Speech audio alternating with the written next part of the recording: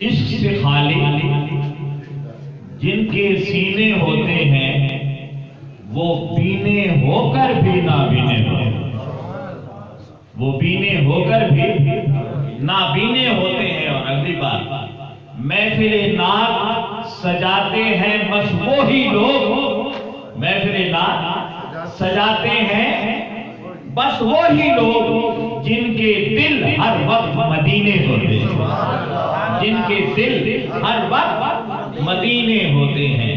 محفل نعت سجاتے ہیں بس وہی لوگ جن کے دل ہر وقت مدینے ہوتے ہیں، اور پار طوفان سے کبھی اپنے سفینے ہوں گے۔ جن کے دل تو مدینے ہوتے ہیں وہ تو پار ہو گئے نا۔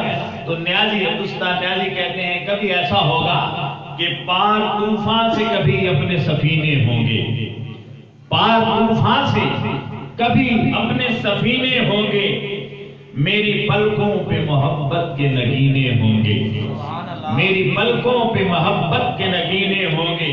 اور اپنی دولت پہ نہ اترائے نیازی کوئی، اپنی دولت پہ نہ اترائے نیازی کوئی، ایک دن دیکھنا ہم لوگ مدینے ہوں گے، ایک دن دیکھنا ہم لوگ مدینے ہوں گے۔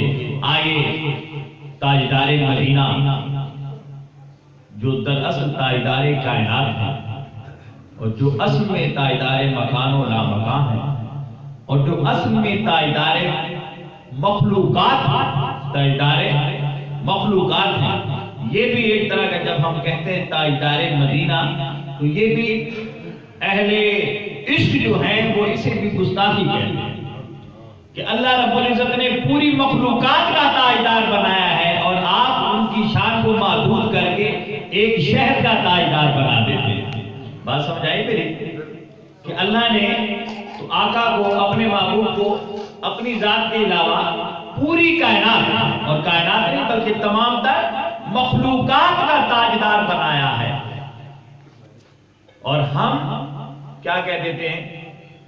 تاجدار مدینہ یا تاجدار کائنات کہہ دیتے ہیں۔ یہ آقا کی شان کم کر دیتے ہیں، اور یہ بھی اہل عشق کے درمیان دوران کے نزدیک یہ کیا ہے؟ ایک طرح کی گستاخی ہے۔ لیکن کیونکہ یہ الفاظ استعمال ہوتے ہیں مگر جو جاننے والے ہیں وہ تو اب شاید نہ کریں۔ میں نے یہ جملہ اس لیے جان بوجھ کر کہا ہے کہ جب حضور اکرم صلی اللہ علیہ وسلم کی بات آئے تو عشق اور محبت کی انتہا ہے عشق، اور عشق کی انتہا ادب۔ کیا ہے؟ ادب ہے۔ ایسے الفاظ نہ آئے کہ رسول کائنات کی شان کے جو خلاف ہو۔ ادب کا عیش زیر آسمان از عرش نازک تر، نفس گم کرتا می آیت جنید و بایزید آئیں جا، کہ یہ وہ ادب کی جگہ ہے کہ جنید و بایزید جیسے کامل اولیاء بھی اپنی سانسیں یہاں روک لیتے ہیں، اپنی سانسیں یہاں روک لیتے ہیں۔ اور خواجہ فخر الدین سیالوی رحمت اللہ علیہ نے کہا تھا، باب جبریل کے پہلو میں ذرا دھیرے سے، باب جبریل ہے نا حرم نبوی میں، مسجد نبوی کا ایک دروازہ ہے باب جبریل، جس سے سامنے روضہ رسول نظر آتا ہے۔ جنہوں نے خوش نصیبوں نے وہ زیارت کی ہے، وہ سارا منظر ان کی نگاہوں کے سامنے ہوگا۔ وہ کہتے ہیں کہ باب جبریل کے پہلو میں ذرا دھیرے سے، فخر کہتے ہوئے جبریل کو یوں پایا گیا، اپنی پلکوں سے درے یار کے دستک دینا، اپنی پلکوں سے، بولنا نہیں ہے، اپنی پلکوں سے درے یار پہ دستک دینا۔